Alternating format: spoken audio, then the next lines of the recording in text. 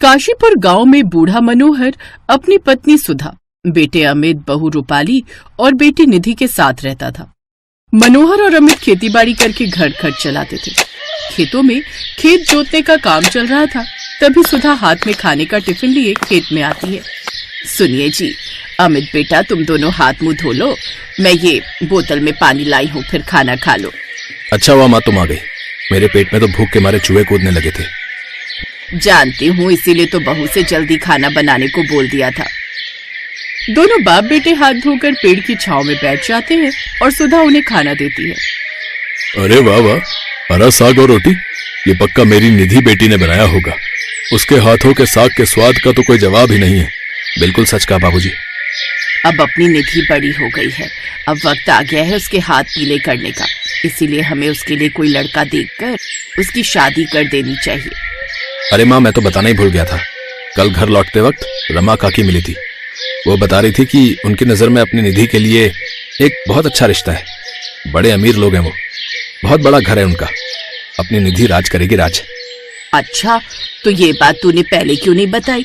मैं आज ही जाकर उससे बात करती हूँ। खेत से लौटने के बाद सुधा अपनी बहू के साथ रमा के घर जाती है और उससे इस रिश्ते के बारे में बात करती है। लेकिन इतने अमीर घर के लोग भला एक किसान की बेटी से शादी ही क्यों करवाना चाहेंगे? अरे नहीं नहीं, ऐसा कुछ नहीं है। और मजे की बात तो ये है कि उन्हें तो कोई दहेज भी नहीं चाहिए। तो यूं समझ तेरी बेटी की लॉटरी लग गई। और तुम फिक्र मत करो, मैं उनके परिवार को अच्छे से जानती हूँ, काफी अच्छे लोग हैं वो। ठीक है, अगर तुम कहती हो तो बात आगे बढ़ाओ। रमा प्रमिला के घर जाकर उससे शादी की बात आगे बढ़ाती है और फिर एक दिन प्रमिला अपने बेटे आकाश का रिश्ता उसके लिए लेकर आती है। उनके आने पर गरीब परिवार अपनी हैसियत से ज्यादा उनकी खातिरदारी करते हैं। निधि साधारण से सूट में भी काफी खूबसूरत लग रही थी। सास अपने महंगे पर्स से पैसे निकालकर 500-500 की गड्डियां अपनी होने वाली बहू को देती है। ये लो बहू, ये तुम्हारा नेक, हमें तो तुम भा गई। सुधा बहन, हमें अपने लड़के आकाश के लिए तुम्हारी बेटी पसंद है। लेकिन आंटी जी, आकाश जी नहीं आए आपके साथ? नहीं, वो किसी जरूरी बिजनेस मीटिंग के लिए उसे दूसरे शहर जाना पड़ा, इसीलिए आ नहीं पाया। लेकिन चिंता क्यों करते हो, शादी वाले दिन तो उसे देख ही लोगे। और ये मेरा बड़ा बेटा और बहू है। यूं समझो जैसा मेरा बड़ा बेटा है ऐसा ही मेरा छोटा बेटा है। हमारी तरफ से रिश्ता पक्का समझो। वो लोग ये रिश्ता पक्का करके चले जाते हैं। हमारी बेटी के तो नसीब ही खुल गए, जो इतना अच्छा घर उसे मिल गया। लेकिन अब इसकी शादी के लिए हमें पैसों का इंतजाम करना होगा। बाबा आप चिंता मत करो, मैं सेठ जी से इसके बारे में बात करता हूँ और उनसे कुछ पैसे कर्ज पर लेकर हम उनकी शादी करवा देते हैं। और शादी वाला दिन भी आ जाता है। लेकिन शादी वाले दिन दूल्हे आकाश की हरकतें सबको अजीब लगती हैं। आज मेरी शादी है ये आज मेरी शादी है। उसकी ऐसी हरकतें देख सभी चौंक जाते हैं। हमारे साथ तो धोखा हुआ है, ये तो दिमागी तौर पर पागल है। अब समझ आया क्यों ये इतने अमीर घर के लोग हम गरीबों से रिश्ता जोड़ने के लिए तैयार हो गए। नहीं नहीं, हम अपनी निधि के साथ ऐसा नहीं कर सकते। नहीं भैया, माँ बाबूजी, दरवाजे पर आई बारात लौटना अपशगुन होता है। अब जो मेरे नसीब में लिखा होगा वही होगा। निधि अब आकाश से शादी के लिए तैयार होती है और वो इस शादी के लिए मान जाती है। अब दोनों की शादी हो जाती है और निधि ब्याह कर अपने ससुराल आ जाती है। आओ बहू, इस कलश को अंदर की तरफ गिराकर अंदर आओ। निधि कलश गिराने लगती है कि तभी आकाश जोर से उस कलश को अपने पैर से फेंक देता है। ये मजा आ गया, मजा आ गया ये। कुछ देर बाद, अरे वाह, अब लग रही है ना मल्होत्रा परिवार की बहू। बहू, अब तुम कुछ बढ़िया सा खाना बनाकर तैयार कर लो। आज तुम शाही पनीर, दाल मखनी, कोफ्ते, पूड़ी, रसगुल्ले और दही भल्ले ये सब बना लो। जाओ बड़ी बहू, तुम छोटी बहू को रसोई दिखा दो। जी माँ जी। जेठानी अपनी देवरानी को रसोई में लेकर जाती है, जहाँ इतनी आलीशान रसोई देखकर तो वो हैरान ही रह जाती है। वो रसोई इतनी बड़ी थी जितना बड़ा निधि का पूरा घर था। साथ ही वो एक मॉड्यूलर किचन था जिसमें कई सारी लाइट्स और महंगी महंगी चीजें जैसे double door fridge, microwave, automatic gas, mixer grinder, dish washer और भी कई तरह की चीजें थी। अरे बाप रे, इतनी आलीशान रसोई देखकर तो हमारा सर ही चकरा गया। इतना बड़ा तो मेरा पूरा घर नहीं था जितनी अकेले रसोई है। ऐसी तो हमने सिर्फ फिल्म में ही देखी थी। हाँ वही देखी होगी, क्योंकि तुझ गरीब ने तो मिट्टी के चूल्हे के अलावा कभी कुछ देखा ही नहीं। ये सुनकर देवरानी को बड़ा बुरा लगता है, लेकिन वो कुछ कहती नहीं। वैसे ही गैस भी जलानी आती है या वो भी मैं बताऊं? निधि कोशिश करती है, लेकिन उससे वो गैस ऑन नहीं होती।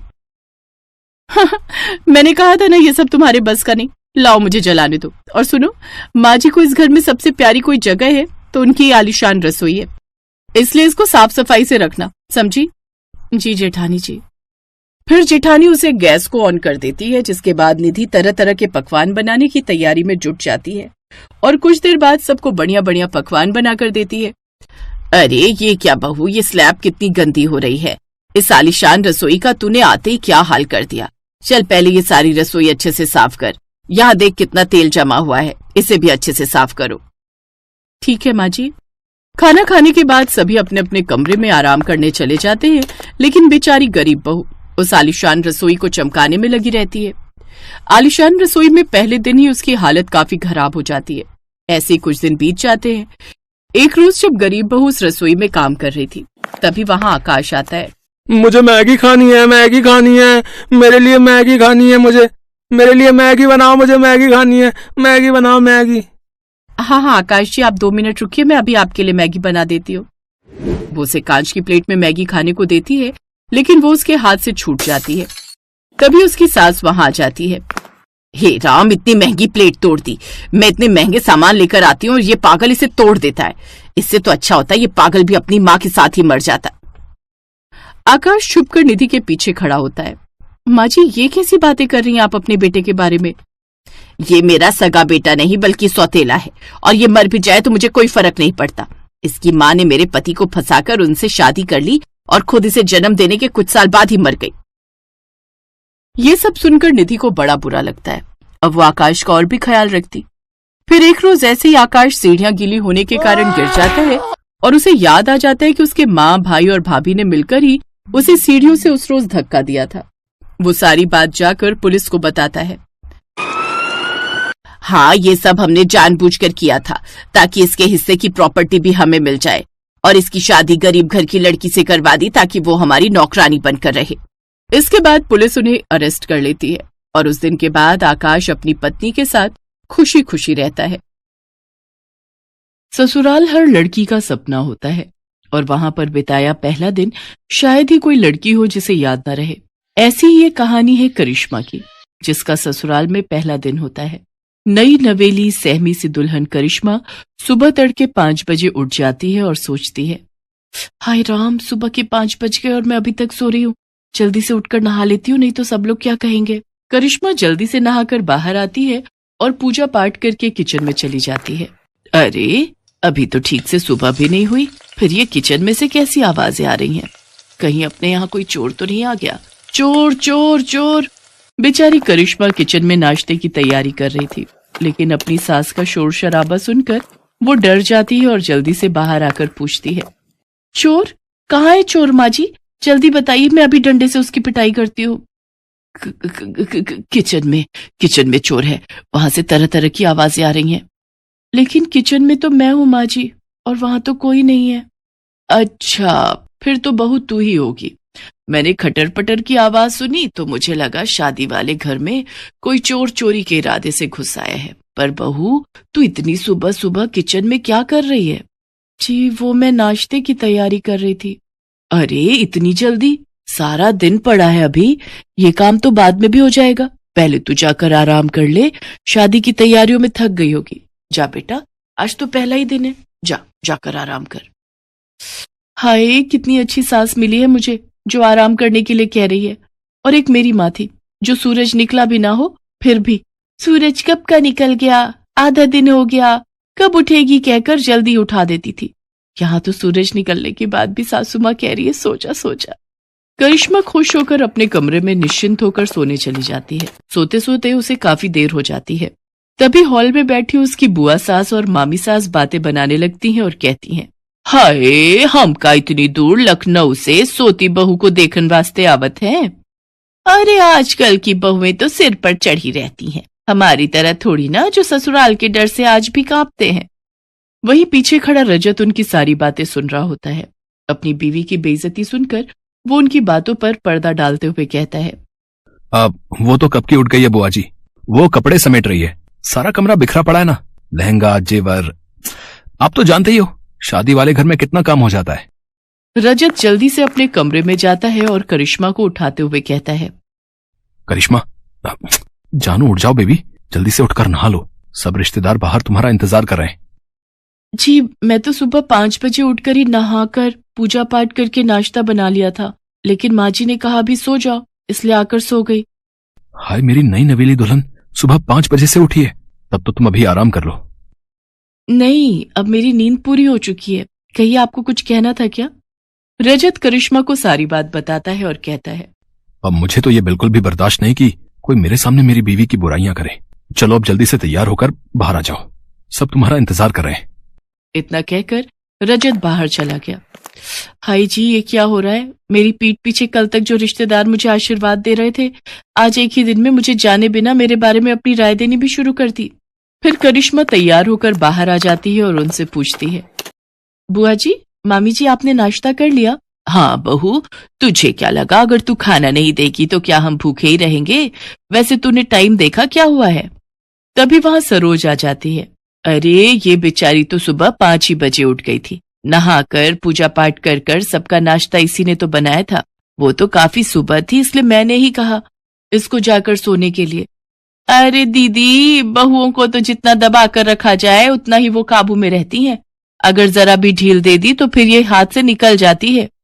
ये कैसे रिश्तेदार हैं? बहू का आज पहला दिन है और उसे आशीर्वाद देने की बजाय दबाने की बात की जा रही है। मैं बहू हूं, कोई जानवर थोड़ी ना जो मुझे दबाया जाए। अभी करिश्मा इसी सोच में पड़ी हुई होती है कि तभी पीछे से आवाज आती है, भाभी जल्दी से चलो और अपना सूटकेस खोलकर दिखाओ कि उसमें क्या क्या सामान आया है हमारे लिए। हाँ जी चलिए सब कमरे में। अरे कमरे में क्या चलिए, तुम अपना सूटकेस यहाँ लेकर आओ। अरे यहाँ लाने की क्या जरूरत है? करिश्मा बेटा, जो जिसके नाम का है दे दो उसको। अच्छा पापा, ऐसा कैसे? ननद को पूरा हक है अपनी पसंद का सामान लेने का, जो रिवाज है हम तो वही लेंगे। हाँ हाँ, जैसे तेरी माँ ने तो हमें बड़ा अपनी पसंद का दिया था ना, जो तू अपनी भाभी से मांग रही है। अरे कैसी बात कर रही हैं आप? आपने तो मेरी सबसे पसंदीदा जरकन वाली साड़ी पर हाथ रख दिया था और मैं बेचारी मना भी ना कर पाई। बेचारी करिश्मा भारी सूटकेस उठाकर हॉल में लाती है और जैसे ही उसका सूटकेस खुलता है तो उसकी पसंदीदा साड़ी उसकी ननद तान्या ले लेती है और वो बेचारी मन ही मन सोचती है, हाय ये तो मेरी फेवरेट साड़ी है। अच्छा, अब मेरे निकलने का वक्त हो रहा है, लेकिन सोच रही हूँ जाने से पहले एक बार नई बहू के हाथ का मीठा चख लूं। हाँ हाँ जरूर बुआ जी, आप बैठिए, मैं अभी आप सबके लिए हलवा बना कर लाती हूँ। हलवा नहीं भाभी, हमारे यहाँ तो मीठे में बहू खीर ही बनाती है, तो आपको भी वही बनानी है। खीर? करिश्मा की माँ ने मीठे में हलवा बनाना सिखाया था, वो भी उसने शादी से हफ्ता भर पहले ही सीखा था। हे भगवान, मैंने तो माँ से हफ्ता भर हलवा बनाने की ट्रेनिंग ली थी, लेकिन खीर कैसे बनाते हैं वो तो मुझे आता ही नहीं। एक काम करती हूँ, जो हलवे की रेसिपी है वही खीर के लिए इस्तेमाल करती हूँ। कुछ देर बाद करिश्मा खीर लेकर आती है। भुने हुए चावल की तो अच्छी खुशबू आ रही है, बस जरा दूध में चावल ठीक से मिक्स नहीं हो पाए। ये लो बहू, तुम्हारी पहली रसोई का सगुन। बुआ सोने की चेन बहू को गिफ्ट में देती है। मामी सास भी उसके लिए सोने की अंगूठी लाई होती है। आप सबने मेरी बहू को समझा, वही हमारे लिए काफी है। इन सब चीजों की कोई जरूरत नहीं थी। जरूरत कैसे नहीं थी दीदी? ये क्या तुम्हारी ही बहू है, हमारी नहीं? हाँ, इसकी अहमियत हमारे लिए भी उतनी ही है जितनी तुम्हारे लिए। बहू अब तू थक गई होगी, जा बेटा अपने कमरे में जाकर आराम कर। करिश्मा उन सबके पैर छूकर कमरे में चली जाती है। आज शाम को बहू के मम्मी पापा आने वाले हैं, देखते हैं क्या लेकर आते हैं। वही लाएंगे जो तुम्हारे लाए थे, खाली हाथ ही आएंगे और क्या। और जो शगुन से पहले ट्रक भरकर आया था उसका क्या, वो तो आपको याद नहीं। चलो अब तो मैं चली अपने घर। आप दोनों ननद भाभी शादी के 30 साल बाद भी लड़ती ही रहो। हाँ हाँ मैं भी चलती हूँ। इसके बाद वो वहां से चली जाती है। शाम को करिश्मा के माता पिता उसके ससुराल आते हैं। अरे आइए आइए भाई साहब, बहन जी, कैसी हैं समधन जी आप? मैं तो कब से शाम होने की राह देख रही थी, कहाँ है मेरी लाडो? वो तैयार हो रही है। वैसे शाम की राह क्यों देख रही थी? अब तो एक ही घर है, पहले ही आ जाती। जी वो तो है। उधर करिश्मा रजत से कहती है, सुनो जी, मुझे ना शर्म आ रही है साड़ी पहनकर मम्मी पापा के सामने जाने में। आज तक पहनी नहीं ना। अब ये लो सूट, मैं तुम्हारे लिए लाया था, इसे पहन लो, मम्मी से मैं बात कर लूंगा। करिश्मा सूट पहनकर तैयार हो जाती है और सबके सामने आ जाती है। लो जी, आ गई हमारी बहू। देखो तो सूट में कितनी प्यारी लग रही है। बहू तू ना सूट भी पहना कर, बड़ी प्यारी लगती है सूट में। इसके बाद करिश्मा को सब अच्छा लगने लगता है। उसकी शादी का पहला दिन उसके लिए खट्टा मीठा भरा रहता है, लेकिन प्यार करने वाले पति, सास, ससुर और ननद पाकर वो खुश हो जाती है।